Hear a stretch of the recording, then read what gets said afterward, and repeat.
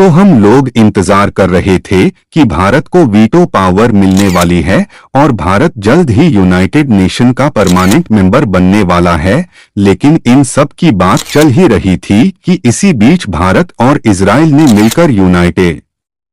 Nation के साथ ही बहुत बड़ा खेल कर दिया। और भारत को ऐसा इसलिए करना पड़ा क्योंकि देखा जाए तो फ्रांस, ब्रिटेन, अमेरिका और रूस के साथ साथ अन्य सभी देशों का समर्थन मिलने के बावजूद भी अभी तक भारत को यूनाइटेड नेशन का परमानेंट मेंबर नहीं बनाया गया। और हाल ही में खबर निकलकर आ रही है कि भारत के विदेश मंत्री एस जयशंकर ने सीधे तौर पर यूनाइटेड नेशन को ही तगड़ी फटकार लगा दिया है और घुमा फिरा कर यह बात कह दिया है कि भाड़ में जाए तुम्हारा यूनाइटेड नेशन, क्योंकि इतने सारे देश का समर्थन होने के बावजूद भी यूनाइटेड नेशन ना तो भारत की अहमियत समझ रहा है और ना ही दुनिया भर में चल रहे युद्ध को शांत करा पा रहा है। बल्कि देखा जाए तो जिन देशों के पास तो पावर है, यह देश खुद उल्टा युद्ध में कहीं ना कहीं इवॉल्वड है और आग में घी डालने का काम कर रहे हैं। और इसीलिए इजराइल ने तो यूनाइटेड नेशन के जो चीफ है उनको पूरी तरीके से बैन कर दिया है और उन्हें अपने देश में प्रवेश करने से रोक दिया है। और अगर इसके बावजूद भी यूनाइटेड नेशन के चीफ इजराइल में पाए जाते हैं तो उन्हें जेल में बंद किया जा सकता है। भारत और यूनाइटेड नेशन से जुड़ी यह खबरें थोड़ा जटिल जरूर है, लेकिन इन सबको हम एकदम आसान शब्दों में समझने वाले हैं। लेकिन आगे बढ़ने से पहले इस वीडियो को लाइक करके चैनल को सब्सक्राइब जरूर कर लीजिए, क्योंकि यह आपके लिए एक सेकंड का काम है, लेकिन इससे हमारी काफी बड़ी मदद होती है। दरअसल पूरा देश चाहता है कि यूनाइटेड नेशन सिक्योरिटी काउंसिल में भारत को स्थायी सदस्यता मिले और भारत के पास भी वह ताकत होनी चाहिए जो कि चीन के पास है, यानी कि भारत को वीटो पावर मिलनी चाहिए, क्योंकि भारत अब उस मुकाम पर पहुंच गया है जिस पर बाकी के अन्य पांचों देश हैं जिनके पास वीटो पावर है। और देखा जाए तो चीन के पास वीटो पावर होने और यूनाइटेड नेशन का परमानेंट मेंबर होने के कारण इन्होंने पिछले कुछ सालों में खूब फायदा उठाया है, क्योंकि कई बार देखा गया कि जिस मामले में भारत के फायदे की बात होती है, यहां तक कि जहां पर दूसरे देशों में भारत का एक्सपोर्ट और वैश्विक व्यापार बढ़ने की बात आती है, उन प्रस्ताव को किसी न किसी बहाने से चीन वीटो पावर का इस्तेमाल करके रिजेक्ट कर देता है और दूसरी तरफ उन प्रस्ताव को आगे बढ़ाने की कोशिश करते हैं जहां पर चीन का खुद फायदा होता है, फिर चाहे उससे दुनिया का नुकसान ही क्यों ना हो रहा हो, बस केवल इन्हें अपना फायदा दिखाई देता है। और भारत इसी स्थायी सदस्यता और ताकत को लेकर हमेशा विरोध करता आया है। और भारत का कहना है कि केवल 5 देशों के पास ही वीटो जैसी एक्स्ट्राऑर्डिनरी पावर होना कहीं ना कहीं भारत और बाकी के अन्य उन देशों के साथ अन्याय है जो लगातार अपने देश को विकास के रास्ते पर ले जा रहे हैं। और वह किसी भी मामले में बाकी पांचों देश से पीछे नहीं है, क्योंकि यह बात दुनिया जानती है कि इस समय भारत मिलिट्री पावर के मामले में तीसरा सबसे बड़ा देश बन गया है और अर्थव्यवस्था के मामले में 5वां सबसे बड़ा देश है। लेकिन इसके बावजूद भी यूनाइटेड नेशन का परमानेंट मेंबर ब्रिटेन, रूस, फ्रांस और चीन बने हुए हैं और उनके पास वीटो पावर है। लेकिन भारत, जो कि 5वीं सबसे बड़ी इकोनॉमी है, उसका नाम पांचों देश की लिस्ट में कहीं भी नहीं है। और आपको बता दें कि पिछले 1-2 सालों से नहीं बल्कि 10 सालों से भारत यह बात कहते आ रहा है कि यूनाइटेड नेशन में बदलाव होना चाहिए और पुराने नियमों को बदलकर समय के साथ यूनाइटेड नेशन में और भी देश को परमानेंट मेंबर बनाना चाहिए। और जो देश इसके लिए कैपेबल है उनको वीटो पावर भी देनी चाहिए। लेकिन आपको जानकर हैरानी होगी कि इस बार अमेरिका में यूनाइटेड नेशन की जो बैठक हुई थी उसमें 193 देश के राष्ट्रीय अध्यक्ष मौजूद थे। और जो बात भारत पिछले 10 सालों से कहता आया है, इनमें से लगभग सभी देशों ने वही बात दोहराई, यहां तक कि चीन को भी यह बात कहना पड़ गया कि यूएन को साउथ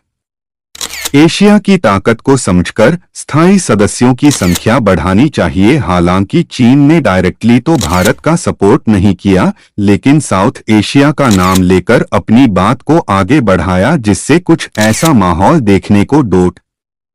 मिला कि मानो भारत के पक्ष में पूरी दुनिया टूट पड़ी हो। और बताया जा रहा है कि इस मीटिंग के दौरान एस जयशंकर ने अपनी बात सामने रखी तो इस बात को दुनिया ने सुना और एस जयशंकर ने सीधे तौर पर यह कहा कि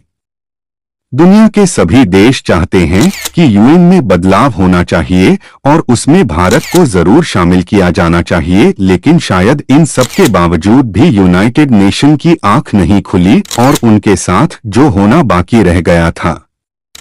वही अब हो रहा है, क्योंकि इतने सारे देशों के समर्थन के बावजूद भी भारत को परमानेंट मेंबर बनाने और यूनाइटेड नेशन में बदलाव करने के लिए अभी तक कोई कदम आगे नहीं बढ़ाया गया, जिसके कारण यूनाइटेड नेशन की भी